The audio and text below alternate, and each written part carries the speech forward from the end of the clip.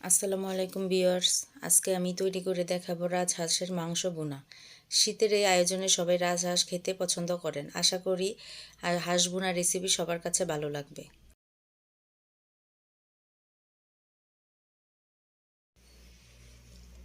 এখানে আমি একটা হাঁস নিয়েছি 2 কেজি ওজনের। আমি এখানে 1/3 কাপ আদা রসুন বাটা দিয়ে দিচ্ছি। এখানে আমি 3 টেবিল চামচ জিরা বাটা দিয়ে দিয়েছি, 3 টেবিল চামচ মরিচ বাটা,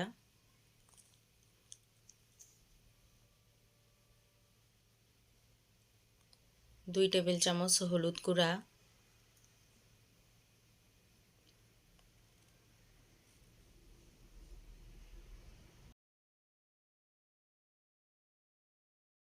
1 টেবিল চামচ মরিচ গুঁড়া, 1 চা চামচ লবণ, আরেক চামচ লবণ দিয়ে দিব। আপনারা স্বাদ অনুযায়ী লবণটা দিবেন। এখানে আমি 1 টেবিল চামচ ধনিয়া গুঁড়া দিয়ে দিচ্ছি, আধা কাপ পরিমাণ পেঁয়াজ দিয়ে দিচ্ছি। এখন আমি ভালোভাবে হাত দিয়ে মশলাগুলো মিশিয়ে নেব। ভালোভাবে উল্টিয়ে পাল্টিয়ে মিশিয়ে নেব যাতে মশলাগুলো ভালোভাবে মিক্স হয়।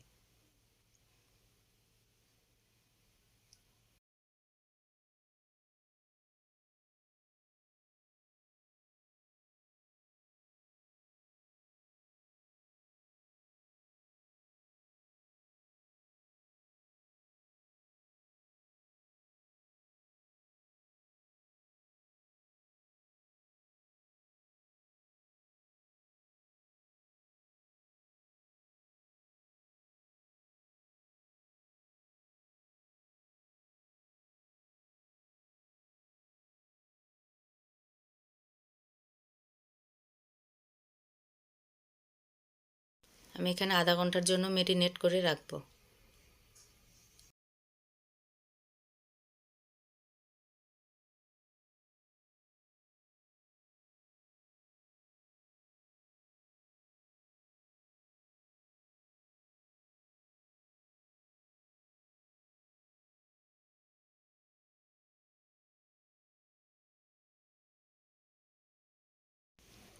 এখানে আমি 1 কাপ পরিমাণ সরিষার তেল দিয়ে দিব। আমি সরিষার তেল দিয়ে হাঁসটা রান্না করব। আপনারাও হাঁসটা সরিষার তেল দিয়ে রান্না করবেন, তাহলে কোনো গন্ধ আসবে না।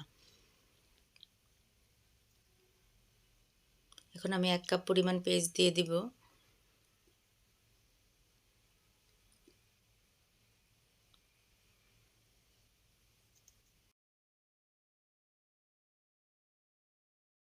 পেঁয়াজটাকে আমি একটু নাড়াচাড়া দিয়ে দিব।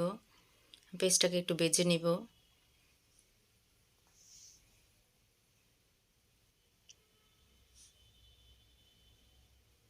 এখানে আমি গরম মশলা দিয়ে দিব, 3টা তেজপাতা, 4টা দারচিনি, 5টা এলাচ, 2টা কালো এলাচ, 6-7টা লং দিয়ে একটু নাড়াচাড়া দিয়ে দিব।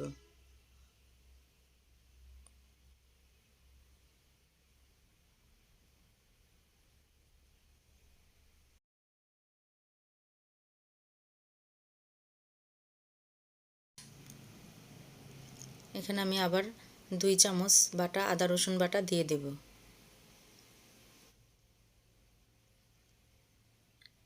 দিয়ে একটু নাড়াচাড়া দিয়ে দেব।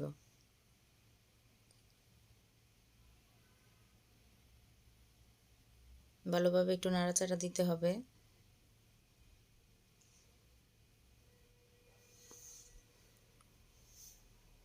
এখন আমি মাংসগুলো দিয়ে দিব।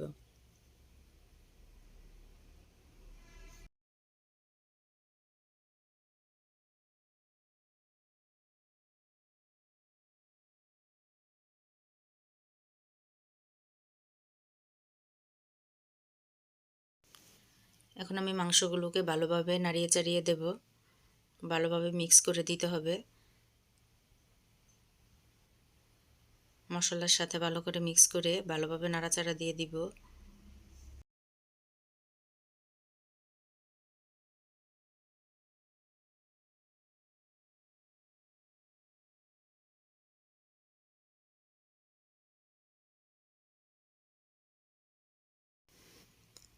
আমি এখন ঢাকনা দিয়ে ডেকে দেব। এখন আমি আবার ঢাকনাটা উঠিয়ে নিচ্ছি। আমার হাঁসের মাংস থেকে এমনি পানি উঠে গেছে, আমার পানি দেওয়া লাগবে না। এই পানিতেই আমি হাঁসের মাংসটা কষিয়ে নেব। আমি এখানে আবার ভালোভাবে নাড়াচাড়া দিয়ে দেব যাতে নিচে না লেগে যায় মশলাগুলো। ভালোভাবে উল্টিয়ে পাল্টিয়ে দিচ্ছি, ভালোভাবে নাড়িয়ে দিচ্ছি।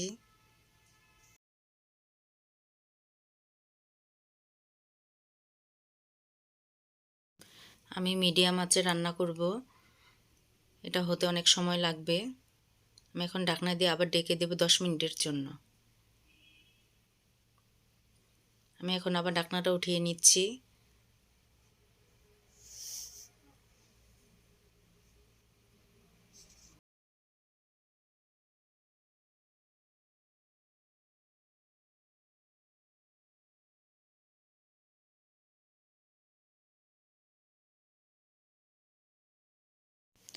হাঁসের মাংসটা এমনিতে একটু শক্ত থাকে, তাই এভাবেই কষিয়ে নিতে হবে। আরেকটু উল্টিয়ে পাল্টিয়ে দিচ্ছি যাতে নিচে না লেগে যায়। হাঁসের মাংসটা হতে একটু সময় লাগে। আমি আবার ঢাকনা দিয়ে ডেকে দেব আরও 10 মিনিটের জন্য। এখন আমি ঢাকনাটা উঠিয়ে নেব। তেলটা বেশি উঠেছে, এখন আমি একটু নাড়াচাড়া দিয়ে দিব। ভালোভাবে একটু উল্টিয়ে পাল্টিয়ে দেব।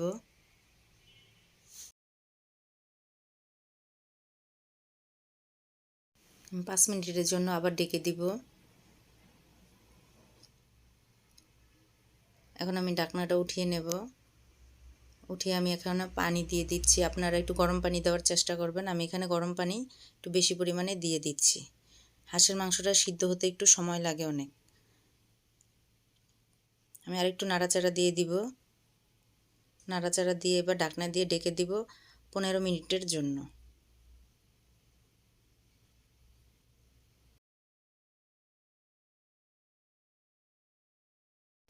এখন আমি 15 মিনিট পরে ফিরে আসলাম। আমার তরকারিটা বলক এসে পড়েছে। এখন আমি একটু গরম মশলা ফাঁকি দিয়ে দিব, একটু ফ্লেভার আসবে। আমি এখানে আর একটু নাড়াচাড়া দিয়ে দিচ্ছি, ভালোভাবে একটু উল্টিয়ে পাল্টিয়ে দিচ্ছি। দিয়ে আমি আবার ঢাকনা দিয়ে ডেকে দিব 10 মিনিটের জন্য।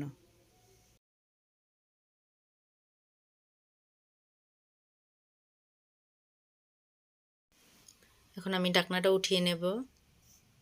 আমার তরকারিটা হয়ে গেছে, হাঁসের মাংস ভুনা হয়ে গেছে। এখানে আমি জিরা গুঁড়া দিয়ে দিচ্ছি, ভাজা জিরার গুঁড়া একটু ফ্লেভারের জন্য দিয়ে দিচ্ছি।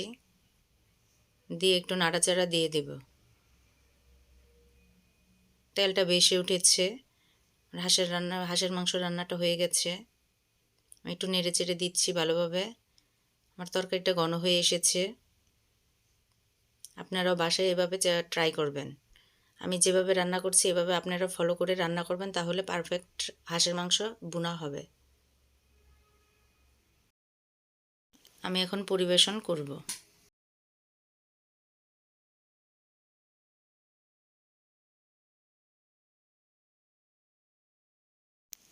আশা করছি হাঁসের এই রেসিপিটা আপনাদের কাছে ভালো লেগেছে। ভালো লাগলে অবশ্যই সাবস্ক্রাইব, লাইক, কমেন্ট, শেয়ার করবেন। আল্লাহ হাফেজ।